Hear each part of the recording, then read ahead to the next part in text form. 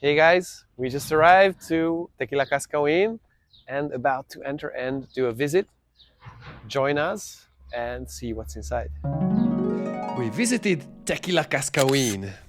This is a distillery we know very well, but it has been a while since we've been there the last time.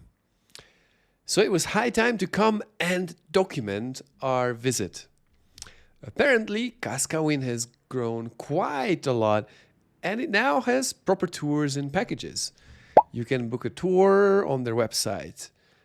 They direct you to their WhatsApp number or email address, depending if you use the Spanish or English version of their website, where you can easily get your pass. The prices ranges from 120 pesos, which is $7 for a simple tour without tasting, to 850 pesos, which is approximately $49, which price includes tasting of several tequilas. Fortunately, we were able to do the full tour free of charge. Thank you guys. Back in the days, 9-10 years ago, there wasn't options like this. It was more informal and for industry members and tequila fanatics who were eager to see how Cascahuin was made and have a chat with the owner who was normally around. We reached out to Chava Rosales, an old friend of ours, who is of the Rosales family and is in charge of the distillery, to help us get started, and he referred to me kindly to Silvia. She booked us in promptly. If you reach out, you can expect a very smooth experience via WhatsApp, and they also have an email address for the booking. The distillery is located in the town of El Arenal, a small town between Tequila and Guadalajara. If you're coming from the town of Tequila, you should expect an approximately half-an-hour drive. Also, the buses from the Central Vieja Guadalajara station stop here on the way to Tequila and back. And if my memory serves me well, the bus station is located not far off the distillery if you happen to choose to take the bus. Just make sure to ask around where the bus actually stops, as there is no bus station. Once you arrive, you should head straight to the little boutique bottle shop. Just let the person in charge know that you are there for the tour, and your tour guide will come and pick you up from there. For this occasion, we were accompanied by Eric. A quick note, Eric could speak excellent English as well as Spanish, so they can cater for international visitors as well. So we headed into the distillery and started the tour.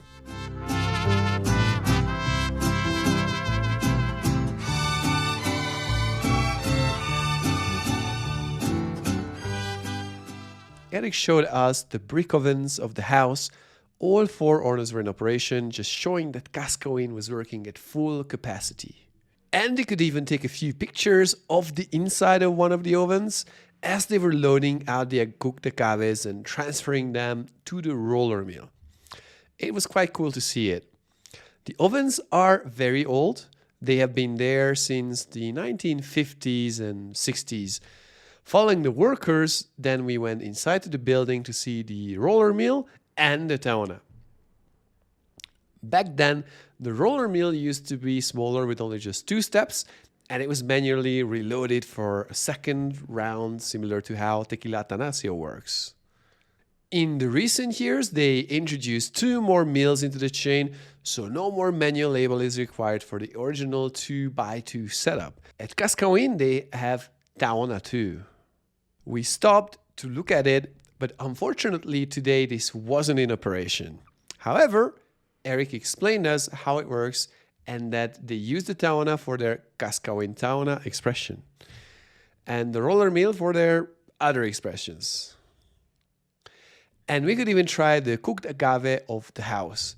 Cascahuin always have some delicious cooked agave for you. After tasting the agave, we went to see the fermentation tanks. Eric kindly explained us the formulation. As in Cascahuin, they even separate the sugars from the brick ovens and the sugars from the roller mill or taona. It is why the first small tank is split in 2. Then we went up to see the big fermentation tanks. We could even smell and taste the fermenting mosto. I always love it when a distillery let you do this.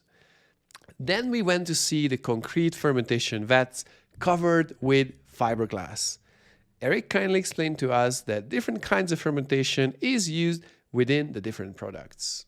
Then we went to see the steamy pot stills in operation, and we got to even taste as in processed tequila, which was approximately 60 ABV strength, quite strong but very flavorful. And again, these hands-on tastings are always great, especially when you get to do it straight from the still. Then we went to see the earthen pit they have in place and the accompanying still. It is rarely used, but always something unique comes out when they do. From here, we headed to the cellar where they keep the barrels.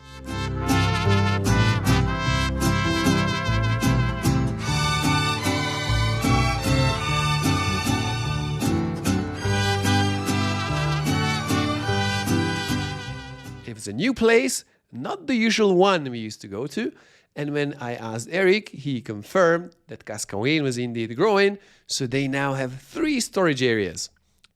He even asked us if we wanted to see the old one, and of course we did. So we went back and took a peek at the old cellar.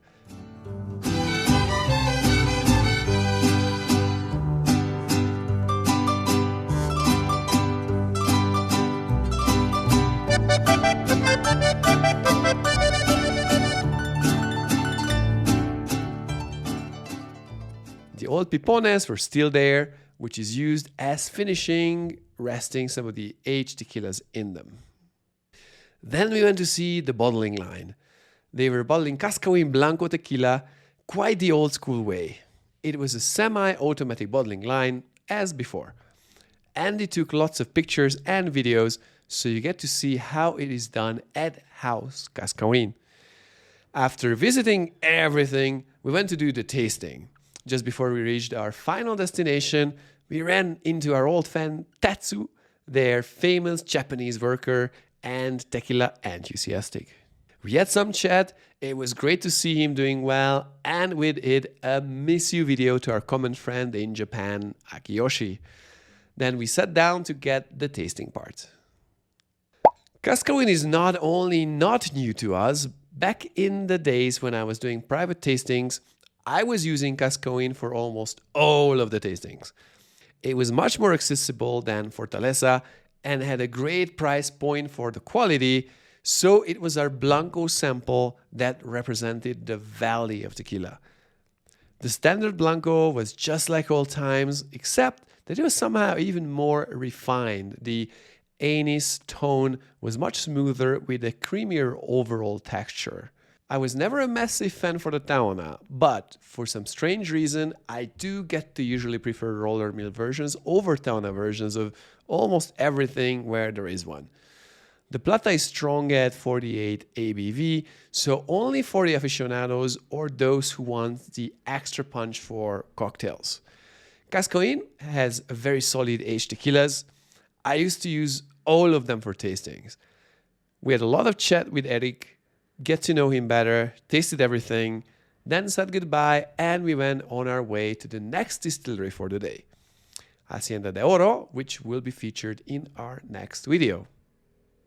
Forgot to mention earlier that Cascahuin's gift shop is quite small and cozy. It features tequila primarily for a decent price, which is usually lower than what retailers get to sell it for.